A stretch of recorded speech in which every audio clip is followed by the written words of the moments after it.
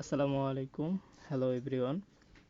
আজকে আমরা আমাদের ম্যাথমেটিক্স অনের খুবই গুরুত্বপূর্ণ একটা অধ্যায়, এই অধ্যায় থেকে আমরা গুরুত্বপূর্ণ কিছু ম্যাথ দেখব ইনশাল্লাহ। খেয়াল করে আমরা প্রথমেই যে আমাদের ম্যাথটা বলতেছে কি মান নির্ণয় করো। আমাদের ম্যাথটা বলতেছে সাইন স্কোয়ার পাই ভাগ 7 প্লাস সাইন স্কোয়ার 5 পাই ভাগ 14 প্লাস সাইন স্কোয়ার 8 পাই ভাগ 7 প্লাস সাইন স্কোয়ার 9 পাই ভাগ 14। এখন এই ম্যাথটাকে আমাদের বলতেছে মান নির্ণয় করো। তাহলে আমরা সমাধান দিয়ে ম্যাথটা লিখলাম, সেম ম্যাথটা আমরা সমাধান দিয়ে লিখলাম। এখন এই ম্যাথ করার সময় আমরা যেটা ভাববো সেটা হলো, দেখেন এখানে আছে সাইন স্কোয়ার পাই ভাগ 7, এখানে আছে সাইন স্কোয়ার পাই ভাগ 14। এই দুইটা মানকে আমরা রেখে দেব। কেন রাখবো? দেখেন এইখানে আছে সাইন স্কোয়ার 8 পাই ভাগ 7, এইটাকে দেখেন আমরা যদি সরল করি যে পাই ভাগ 7, তাহলে কিন্তু আমরা পাবো। কিভাবে পাবো আমরা নিচের লাইন থেকে বুঝতে পারবো। তাহলে আমরা দেখি, তাই পরের লাইনে আমরা সাইন স্কোয়ার পাই ভাগ 7 এবং সাইন স্কোয়ার পাই ভাগ 14 রেখে দিলাম। এখন আমরা এই যে সাইন স্কোয়ার 8 পাই ভাগ 7কে আমরা ভেঙে লিখব, তো সাইন স্কোয়ার পাই প্লাস পাই ভাগ 2। এখন পাই প্লাস পাই ভাগ 2কে যদি আমরা সরল করি, তাহলে দেখেন এইখানে থাকে 7, 7 যদি লসাগু হয় নিচে 7 7 পাই, আর এখানে 1 পাই, তাহলে 7 আর একটা পাই যোগ করলে আবার সেমভাবে 8 পাই ভাগ 7 ফিরে আসে। আমরা সেইটাই শুধু এখানে ভেঙে লিখলাম। তারপরে সেমভাবে আমরা এখানে সাইন পাই পাই মাইনাস 5 পাই ভাগ 14, এইটাকে যদি আমরা সরল করি, দেখেন এইটাকে যদি আমরা এটা সরল করলে লসাগু আসবে কত 14। যদি এটা 14 লসাগু আসে, তাহলে নিচে যাবে কি 14 মাইনাস 14 হলে 5 পাই, তাহলে 14 থেকে 5 পাই বাদ দিলে ঠিকই সে আগের 9 পাই ভাগ 14তে আমরা ফিরে পাবো। তাহলে সেমভাবে যদি আমরা আরেকটু খেয়াল করি, তাহলে সাইন স্কোয়ার পাই ভাগ 7 রেখে দিলাম, আবার সাইন স্কোয়ার 5 ভাগ 14 রেখে দিলাম। এখন দেখেন সাইন স্কোয়ার পাই প্লাস পাই ভাগ 7 হোল স্কোয়ার আছে। এই যে পাই পাই মানে কি 180, সাইন থিটা প্লাস যদি মান থাকে তাহলে কি এটা পরিবর্তন হয় না, তাহলে সাইন স্কোয়ার পাই ভাগ 7 লিখতে পারবো। সেমভাবে এখানেও সাইন মাইনাস থিটা, তাহলে আমরা এখানে লিখতে পারবো সাইন 5 পাই ভাগ 14। এখন সেমভাবে দেখেন এখানেও আছে সাইন স্কোয়ার পাই ভাগ 7, সাইন স্কোয়ার 5 ভাগ 14, এখানেও সাইন স্কোয়ার পাই ভাগ 7 সাইন স্কোয়ার 5 ভাগ 14। তাহলে আমরা যেহেতু এটা কি ডবল করে আছে, তাহলে আমরা 2কে কমন নিলাম, তাহলে সাইন স্কোয়ার পাই ভাগ 7 প্লাস সাইন স্কোয়ার 5 ভাগ 14 এটা লিখলাম। এখন যদি আমরা খেয়াল করি, 2 কমনই রেখে দিলাম, সাইন স্কোয়ার পাই ভাগ 7 রেখে দিলাম। এই যে সাইন স্কোয়ার 5 ভাগ 14, এটাকে আমরা পাই ভাগ 7 আকারে কনভার্ট করব। তাহলে কিভাবে করব? সূত্র ফেলার জন্য আমরা ভাঙতেছি সাইন পাই ভাগ 2 মাইনাস পাই ভাগ 7, এইটা যদি আমরা সরল করি তাহলে আমরা কি 5 ভাগ 14 পেয়ে যাব। এখানে দেখেন আমাদের 7 আর 2 লসাগু কত আসবে 14, তাহলে এখানে কি 7 পাই আর এখানে কি 2 পাই, তাহলে বাদ দিলে আবার 5 পাই ভাগ 14 আমরা ফিরে পাবো। যদি আমরা এইভাবে এটা লিখতে পারি, তাহলে এখন এই জায়গায় দেখেন 2 সাইন স্কোয়ার পাই ভাগ 7 আর সাইন 90 মাইনাস থিটা, তার মানে কি সাইন পরিবর্তন হবে, তাহলে কি কস পাই ভাগ 7। তাহলে আমরা এখন 2 আর এটাকে sine square theta plus cos square theta equal to 1 লিখতে পারি। তাহলে আলটিমেটলি আমাদের 2, তাহলে এটার মান অ্যান্সার হচ্ছে আমাদের 2। এটাই হচ্ছে আমাদের অ্যান্সার। আমাদের সময় স্বল্পতার কারণে যেই ম্যাথগুলো আমাদের সাজেশন থেকে সমাধানকৃত ছিল ওইখান থেকে নিয়ে আপনাদের স্ক্রিনের মাধ্যমে দেখানোর চেষ্টা করতেছি। পরবর্তীতে আমাদের ক্লাসগুলো লাইভে হয় এবং আমরা খাতা কলমে ম্যাথগুলো করাই থাকি। আর এখন আপনার এই সেমিস্টারের সকল সাবজেক্টের সুপার শর্ট সাজেশন পেতে আমাদের পেজে SMS করবেন, তাহলে ইনশাল্লাহ পেয়ে যাবেন। আর আপনাদের সবার জন্য শুভকামনা রইল, পরীক্ষার জন্য পড়াশোনায় মনোযোগী হন, আশা করি ভালো ফলাফল হবে। তাহলে আমরা নেক্সট ম্যাথ দেখব ইনশাল্লাহ।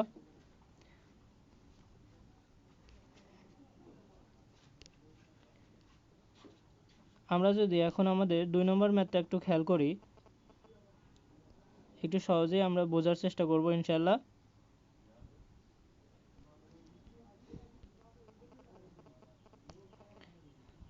দেখেন এই ম্যাথটা আমাদের বলতেছে কি কোয়াট পাই ভাগ 20, কোয়াট 3 পাই ভাগ 20 ইন্টু কোয়াট 5 পাই ভাগ 20, কোয়াট 7 পাই ভাগ 20 cot 90 পাই ভাগ 20। একটু মনোযোগ সহকারে ম্যাথটা দেখবেন আশা করি, তাহলে আমাদের বুঝতে অসুবিধা হবে না। তাহলে সমাধান দিয়ে আমরা সেম লাইনটাই আবার লিখলাম। তাহলে এখন দেখেন এই যে cot পাই ভাগ 7 আর 3 পাই ভাগ 20 আমরা রেখে দিলাম।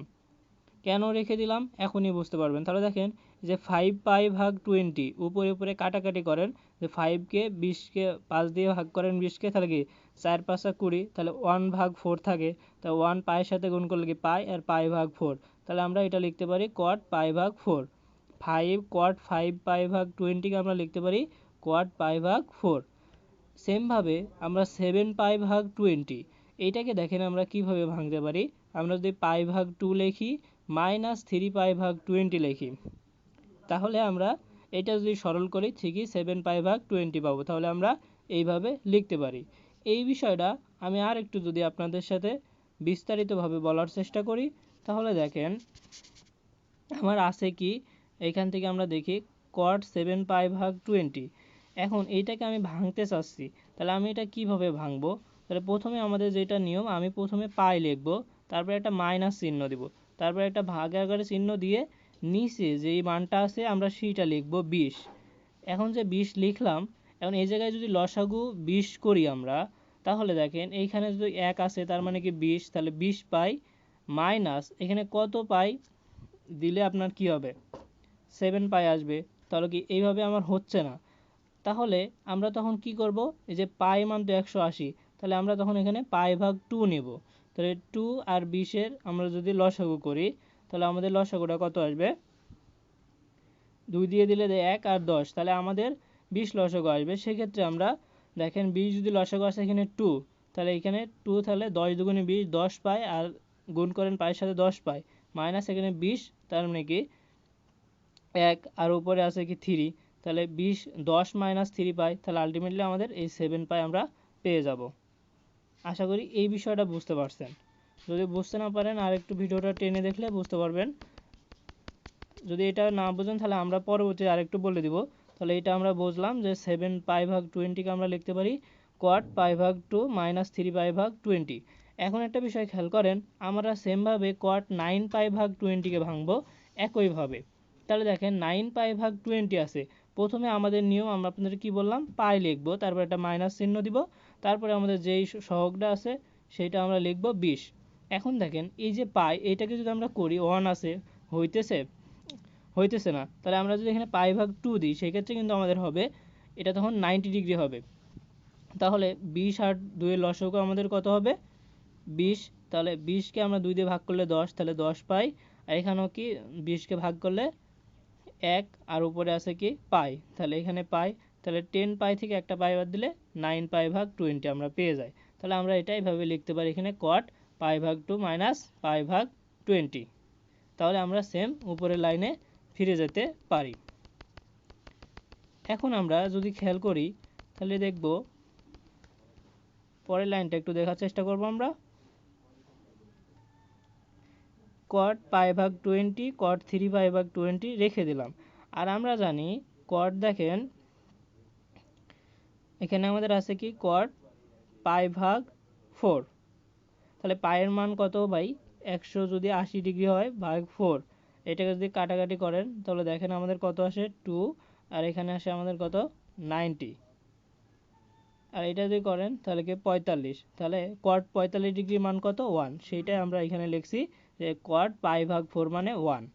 তারপরে দেখেন cot পাই ভাগ 2 তার মানে 90 ডিগ্রি, তাহলে আমাদের কি মান পরিবর্তন হবে। তাহলে আমরা এটাকে cot থাকলে কি এটা পরিবর্তন হয় tan থিটা মানে কি জায়গায় কি আছে 3 পাই ভাগ 20, এটা আমরা লিখলাম। এখানেও সেমভাবে cot পাই ভাগ 2 মাইনাস থিটা, তাহলে আমরা cot যেহেতু পাই ভাগ 2 মানে কি 90 ডিগ্রি আছে, তাহলে আমরা কি লিখতে পারবো tan পাই ভাগ থিটা, তার মানে কি পাই ভাগ 20 মানে কি আমাদের থিটা। আশা করি লাইনটা বুঝতে পারছেন। পরবর্তী লাইনে দেখবেন পাই ভাগ 20 tan পাই ভাগ 20। এখন দেখেন cot 3 পাই ভাগ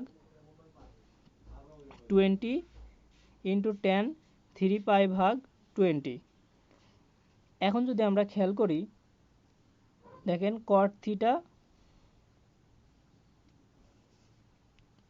দেখেন এখানে পাই ভাগ 20 আছে, তাহলে এটাকে যদি আমরা সবগুলো গুণ করে দিই তাহলে কি পাবো 1। তাহলে আমরা এখান থেকে 1 লিখতে পারবো, এটা আমাদের 1 প্রমাণিত। ঠিক আছে, এটা গুণ করলে cot square theta plus tan square theta equal to 1। ঠিক আছে, এই দুটো সমান আমরা 1 পাবো। আশা করি এখান থেকে আমরা বুঝতে পারছি। তাহলে আমরা যদি নেক্সট ম্যাথে আমরা ফলো করি, আমাদের এই ম্যাথটা যদি একটু খেয়াল করি আমরা, দেখেন আপনাদের এই ম্যাথগুলো সাজেশন থেকেই করাইতেছি, একটু মনোযোগ করে দেখার চেষ্টা করেন। দেখেন এখন একটু বড় আছে প্রথমের ম্যাথটার মতো, যে সাইন স্কয়ার 17 পাই ভাগ 7। গত ম্যাথটা ছিল কি পাই ভাগ 7, এখানে কি 17 পাই ভাগ 18। আবার এখানে সাইন স্কয়ার 5 পাই ভাগ 8 প্লাস কজ স্কয়ার 37 পাই ভাগ 18 কজ স্কয়ার 3 পাই ভাগ 18। এইরকম যখন মান নির্ণয় করো ম্যাথগুলো আসবে, আমি আপনাদেরকে সাজেস্ট করব সব সময় মানে কত সহজেই মানে রাশিগুলো রাখা যায়, না ভেঙে করা যায় ওইভাবে মানে করার চেষ্টা করব। তাহলে দেখেন প্রথমে যদি আমরা বড় মানগুলোকে ছোট করে লিখব, তাহলে সাইন 17 পাই ভাগ 18 আছে, তাহলে আমি নিয়ম কি বলছি ভাই, প্রথমে পাই লিখব, তারপরে মাইনাস দিয়ে রাখবো, তারপরে যে রাশিটা থাকবে পাই ভাগ 18 লিখে রাখবো। এখন দেখেন আমার যদি এখানে 18 লসাগু হয়, নিচে কিছু নাই মানে 1 আছে, 18 ভাগ করলে 1, তাহলে 18 পাই মাইনাস এখানে 1, তাহলে 1 পাই, তাহলে 17 পাই। তাহলে আমার কি পাই ভাগ 2 করা লাগতেছে না, তাহলে এটা আমাদের ওকে। সেমভাবে সাইন স্কোয়ার 5 ভাগ 8কে যদি আমরা ভাগি, তাহলে সাইন লিখলাম পাই মাইনাস এই নিচের যে হর আছে 8 ওইটাকে রেখে দিলাম। এখন আমরা চিন্তা করব আমার কি পাই ভাগ 2 নিয়ে আসা লাগবে না লাগবে না। তাহলে দেখেন আমার যদি 8 লসাগু হয় তাহলে কি 8 পাই মাইনাস 3 পাই, তাহলে 5 পাই, তাহলে আমাদের 2 করা পাই ভাগ 2 করা লাগবে না। তাহলে আমরা এখান থেকে পেয়ে গেলাম। সেমভাবে এই যে কজ স্কোয়ার 37 পাই ভাগ 18, এটাকে আমরা কিভাবে ভাঙতে পারবো, সেমভাবে আপনি লিখবেন প্রথমে পাই প্লাস পাই ভাগ 18। এখন দেখেন পাই ভাগ 2 দিলেও হচ্ছে না, কারণ যেহেতু বড় মান আছে, কিন্তু আমি যদি 2 পাই করি সেক্ষেত্রে আমার হবে। এটা ম্যাথ করতে করতে আপনাদের প্র্যাকটিসে চলে আসবে।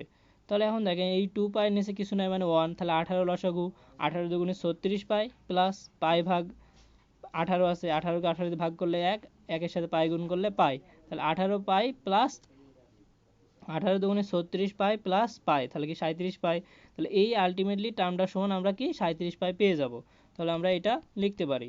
সেমভাবে যদি আমরা এইটা ভাঙাটা দেখি কজ স্কোয়ার 3 পাই ভাগ 8, তাহলে সেমভাবেই এটা আমরা ভাঙলাম না, কেন ভাঙলাম না, এই পাশ থেকে আমরা 3 পাই ভাগ 8 আছে, এটা ছোট মান তাই ভাঙা লাগবে না। তাহলে এখন পরবর্তী লাইনে যদি আমরা খেয়াল করি, তাহলে আমরা পেয়ে যাব সাইন স্কোয়ার পাই ভাগ 18 কি পাই মাইনাস থিটা পরিবর্তন হবে না, পাই ভাগ থিটা মানে পাই ভাগ 18। এবার আছে সাইন পাই মাইনাস থিটা পরিবর্তন হবে না, সাইন স্কোয়ার 3 পাই ভাগ 8, 3 পাই 8 মানে কি থিটা। এখন কজ স্কোয়ার 2 পাই মানে কি পরিবর্তন হবে না। সেমভাবে কজ স্কোয়ার 3 পাই ভাগ 8, এখন আমরা লিখতে পারবো সাইন স্কোয়ার পাই ভাগ 8 কজ স্কোয়ার পাই ভাগ 8 প্লাস সাইন স্কোয়ার 3 পাই ভাগ 8 কজ স্কোয়ার 3, জাস্ট সাজাই লিখছি, সাইনগুলো এক পাশে লিখছি, কজগুলো আর এক পাশে লিখছি। কেন লিখছি ভাই, এখন দেখে সাইন স্কোয়ার থিটা সেটা মানে কি পাই ভাগ 18 আর কজ স্কোয়ার থিটা পাই ভাগ 18, তাহলে এইটুক সমান আমরা কি লিখতে পারি 1।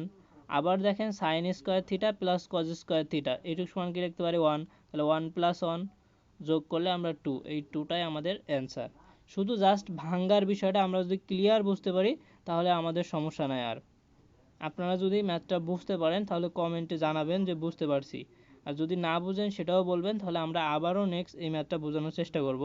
আপনাকে জাস্ট আমি আরও একবার এই ভাঙ্গার বিষয়টা বলে দিচ্ছি, একটু খেয়াল করেন। আমরা মনে করেন এই যে সাইন স্কোয়ার 5 ভাগ 8, আমি একটু কালারিং নিচ্ছি, এই যে আমাদের সবুজ কালারের যেটা সেটা একটু আপনি খেয়াল করেন, যে সাইন স্কোয়ার 5 ভাগ একটা ভাঙতে পারলে আপনি সবগুলো পারবেন। তাহলে সাইন স্কোয়ার 5 ভাগ 8, তাহলে এটাকে আমরা কিভাবে ভাঙবো, আমাদের ভাঙার তো প্রয়োজন আছে।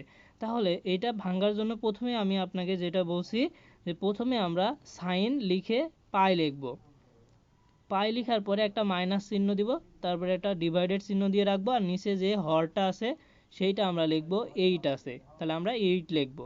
এখন দেখেন আমার তো 8 আছে, এইখানে মনে মনে তো 1 আছে, তাহলে 8 আর 1 লসাগু করলে 8 হয়, তাহলে 8কে পাই দিয়ে যদি গুণ করেন তাহলে 8 পাই। আর নিচে এই জায়গায় আছে আমাদের হচ্ছে 5 পাই। তাহলে দেখেন 8 পাই, তাহলে এখানে আমার কত নিলে এটা মিলবে?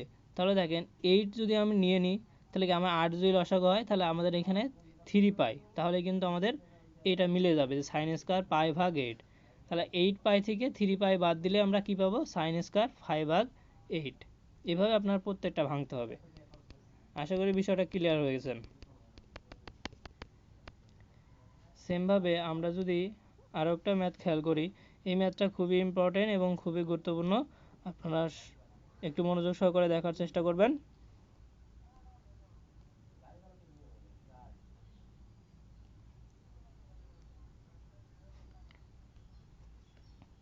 দেখেন এই ম্যাথটা আমাদের বলতেছে কি, যদি সাইন থিটা ইকুয়াল 5 ভাগ 13 হয় এবং পাই ভাগ 2 থেকে থিটা বড় হয়, সবসময় দেখবেন যার দিকে মুখ করে থাকবে মানে হা করা, ওটা কি বড়, পাই ভাগ থেকে থিটা বড় বা থিটার থেকে পাই ভাগ 2 ছোট। আমরা এইভাবে পড়বো পাই ভাগ 2 থিটা বড়, আবার থিটার থেকে পাই বড়। তাহলে আমাদেরকে প্রমাণ করতে হবে, দেখাইতে হবে যে tan theta equal tan theta plus sec minus theta cot plus cosec minus থিটার মান নির্ণয় করতে হবে। ম্যাথটা খুবই গুরুত্বপূর্ণ এবং পরীক্ষায় আসার উপযোগী, এই জন্য আপনারা একটু মনোযোগ দিয়ে দেখার চেষ্টা করেন। খুবই সহজ লাগবে, একটু বোঝার চেষ্টা করবেন প্রথমে, তাহলেই হবে। এই ম্যাথ করার সময় প্রথমে আমরা যেটা দেখব, আমাদেরকে বলছে কি, যদি সাইন থিটা ইকুয়াল 5 ভাগ 13 হয়, তার মানে কি সাইন থিটা সমান আমরা কি জানি, লম্ব ভাগ অতিভুজ। তাহলে আমরা একটা ত্রিভুজ আঁকাই, সেই ত্রিভুজটা আমরা আঁকাইছি এ বি সি নাম দিলাম। তো লম্ব ভাগ অতিভুজ, তাহলে লম্ব আমাদের কি 5 আর অতিভুজ কি 13, তাহলে ওইটা আমরা লিখলাম লম্ব 5 অতিভুজ 13। লেখার পরে আমরা তো এখন পিথাগোরাসের সূত্র দিয়ে মানে অতিভুজ স্কয়ার ইকুয়াল টু লম্ব স্কয়ার প্লাস ভূমি স্কয়ার দিলে আমরা কি ভূমি পাবো। তাহলে আমরা ভূমি বের করব, তাহলে ভূমি স্কয়ার ইকুয়াল টু কি, অতিভুজ স্কয়ার মাইনাস লম্ব স্কয়ার। তাহলে অতিভুজ আমাদের কত 13 আর লম্ব কত 5, তাহলে আমরা কি লিখতে পারবো 13 স্কয়ার মাইনাস 5। আর 13কে যদি আমরা স্কয়ার করি তাহলে আমরা পাবো 169, আর 5কে স্কয়ার করলে পাবো 25। তাহলে 169 থেকে 25 বাদ দিলে পাবো 144, আর 144কে যদি আমরা রুট করি তাহলে আমরা পাবো 12। তাহলে আমরা ভূমির মান পেয়ে গেলাম 12। তাহলে এখন দেখেন একটা ত্রিভুজের আমরা লম্ব ভূমি অতিভুজ সবগুলাই আমরা জানি, তাহলে এই ম্যাথটা আমাদের ইজি। শুধু এইটুকু করলেই আমাদের ম্যাথ সব পারবো। তাহলে দেখেন যে কন্ডিশন আমাকে দিয়েছে আমি ওই কন্ডিশনেই ম্যাথটা করার চেষ্টা করব। একটু খেয়াল করেন, আমরা এখন দেখি যে দেওয়া আছে এটা লিখলাম, যেহেতু পাই ভাগ 2 থেকে মানে কি 90 থেকে থিটা বড়, আবার থিটার থেকে পাই বড়, সুতরাং কসেক থিটা হচ্ছে ঋণাত্মক। তাহলে আমাদের এই যে কোঅর্ডিনেট, তাহলে কি আমাদের কসেক থিটা ঋণাত্মক, ট্যান কট সেক থিটা হচ্ছে কসেক থিটা হচ্ছে ধনাত্মক, আর ট্যান কট সেক হচ্ছে ঋণাত্মক। আমাকে প্রথমে দেখতে হবে কি, পাই ভাগ 2 থেকে থিটা বড়, তার মানে এই যে কোঅর্ডিনেট হয় এই 90 ডিগ্রি থেকে কি হবে, থিটা বড়, আবার পাই থেকে ছোট, তার মানে কি এই কোঅর্ডিনেটে পড়তেছে আমাদের।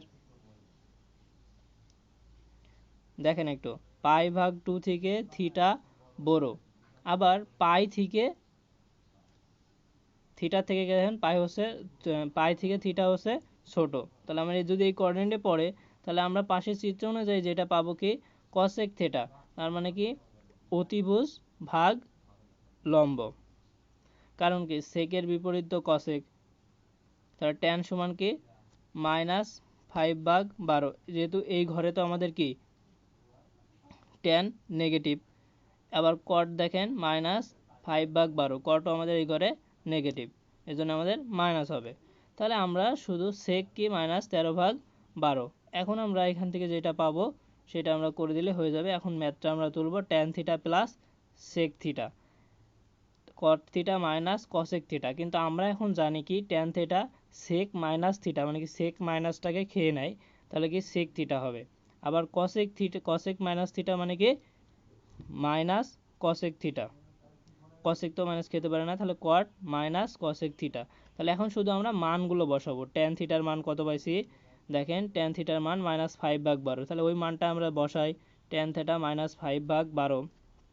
সেমভাবে প্লাস চিহ্ন দিলাম, সেক থিটার মান কি যেটা আমরা পেয়েছি -13/12, সেটা আমরা বসালাম।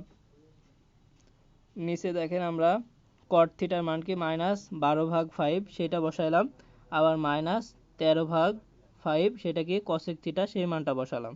এখন আমরা এখান থেকে শুধু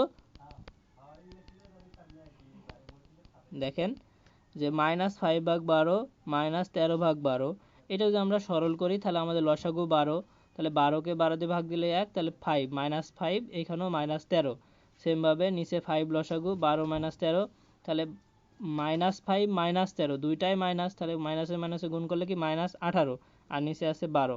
সেমভাবে এখানেও -12 -13, তাহলে আমরা কি লিখতে পারবো 12 আর 13 25, তাহলে -25/5। এতটুকু যদি আমরা বুঝি, জাস্ট এখন আমরা যেহেতু ভাগ আকারে আছে উল্টায় দিলে গুণ আকারে নিলে উল্টায় যাবে, তাহলে দেখেন -18/12 ইন্টু এই নিচের রাশিটা উপরে যাবে, তাহলে -5/25।